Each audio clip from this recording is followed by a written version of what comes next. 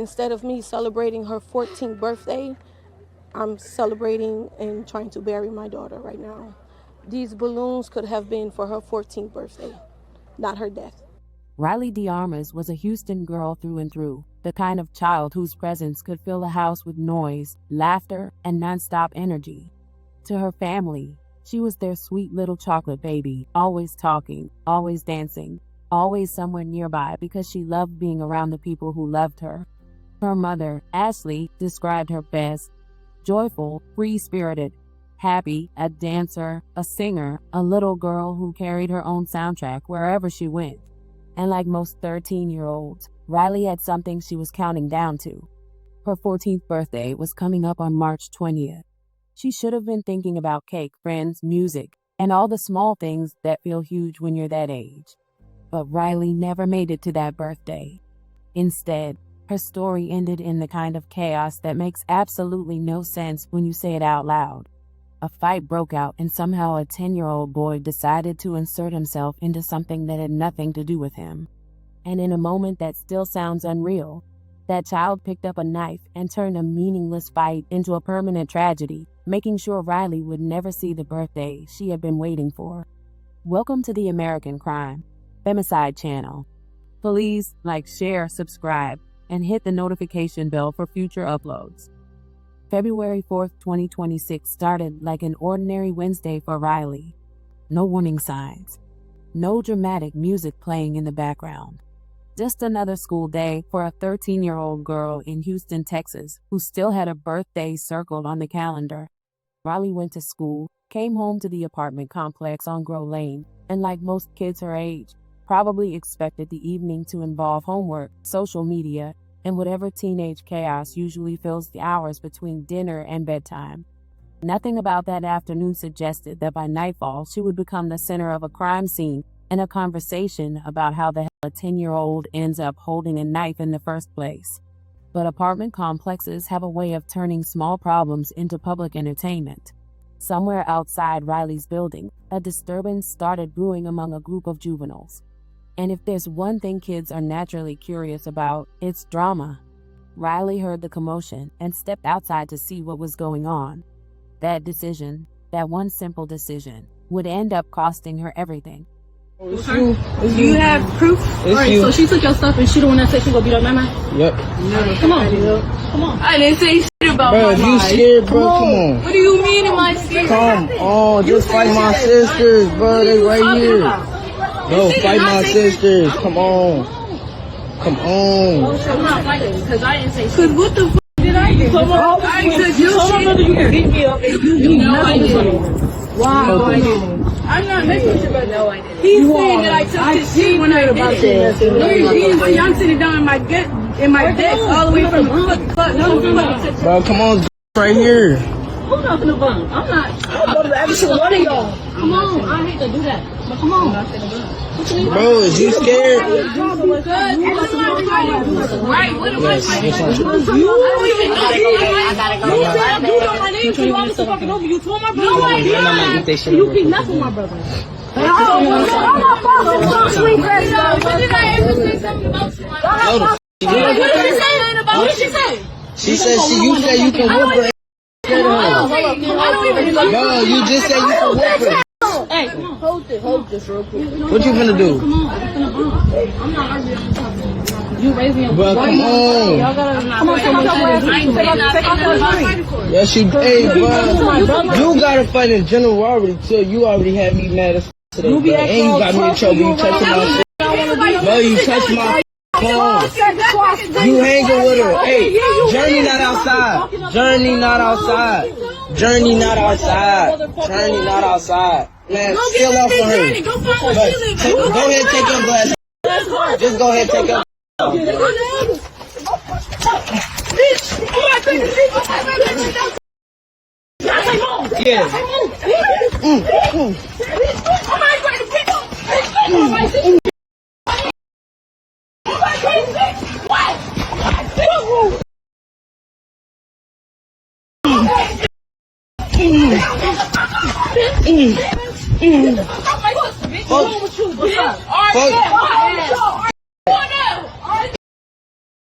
Fuck.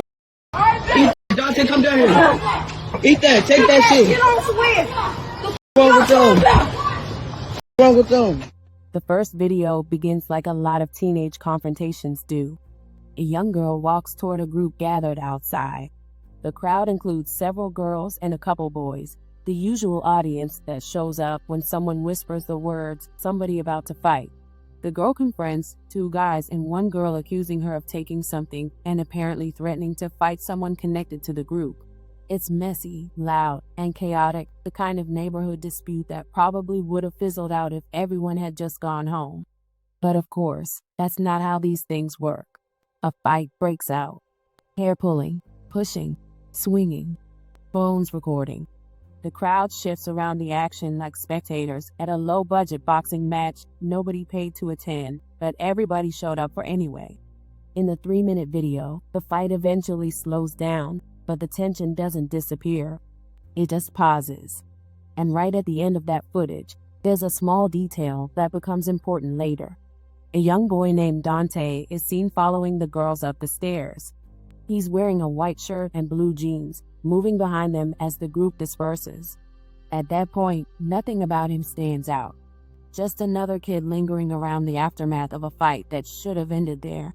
But this story wasn't finished yet. Around 8 p.m. that same Wednesday evening, the same group of teenagers finds their way back to each other like moths to the same chaotic flame.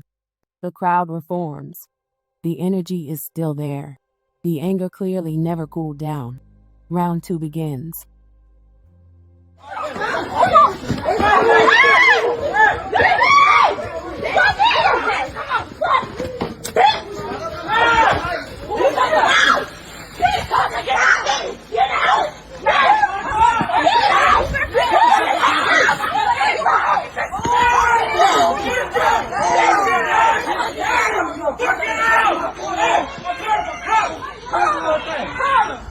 Who got a knife, bro?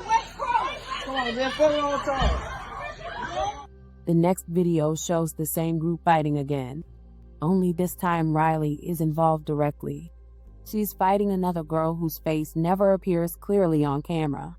2 girls against 2 girls. More shouting. More swinging. More teenagers circling around like a crowd at a backyard wrestling match nobody has the sense to break up. And then something happens that shifts the entire moment from teenage stupidity to something far darker. Out of nowhere, a young male figure rushes toward the fight. In his hand is a knife. The boy moves quickly. Too quickly for most of the people around to react. The footage shows someone who appears to be the same boy from earlier, the one wearing the white shirt and blue jeans, running toward Riley. And in one sudden motion, he stabs her.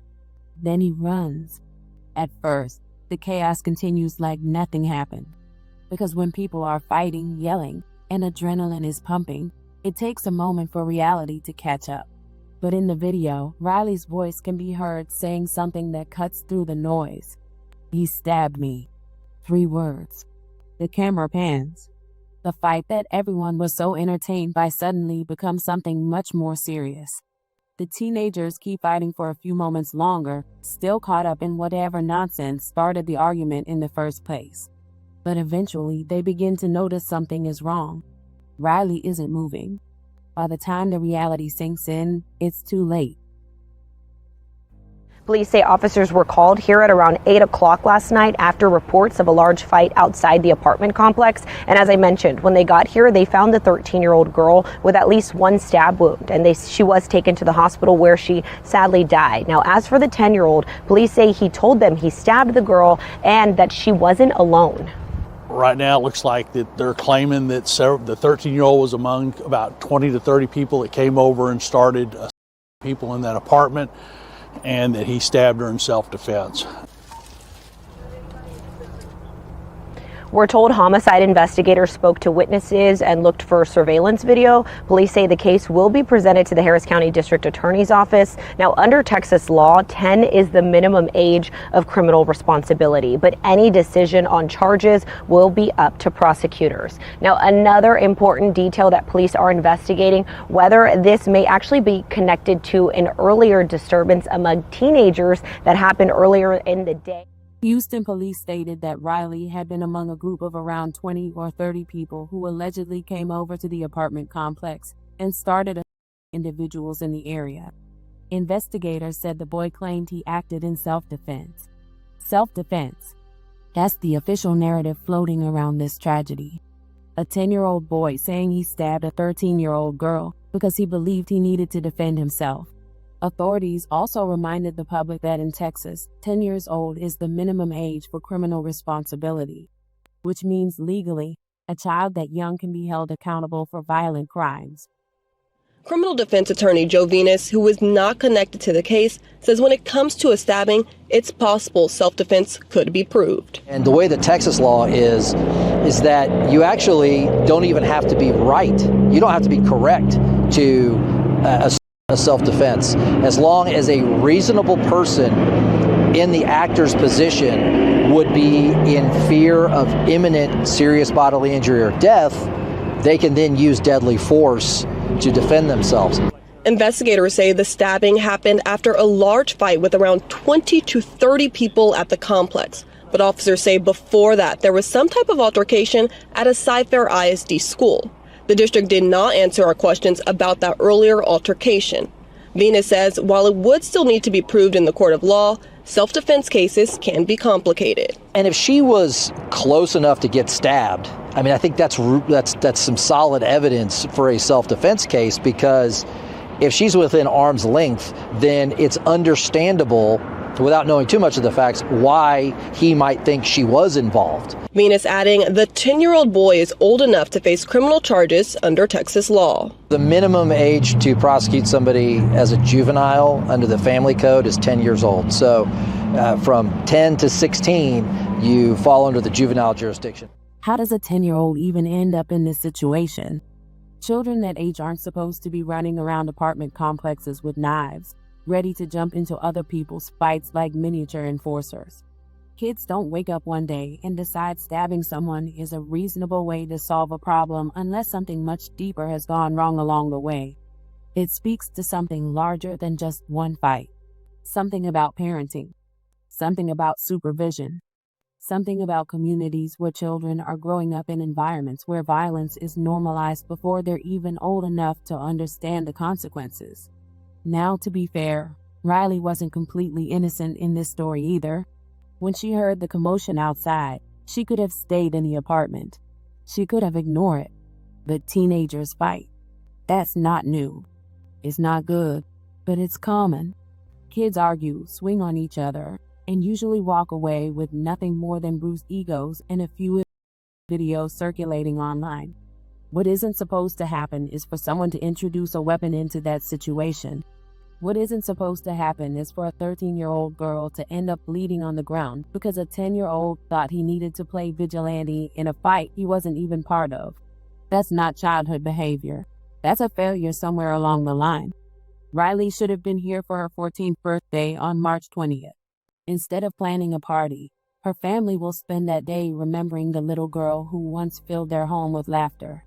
Instead of cake and candles, there will likely be tears, flowers, and a visit to a gravesite that should not exist because of one chaotic night, one knife, and one decision that can never be taken back. May Riley DeArmas rest in peace.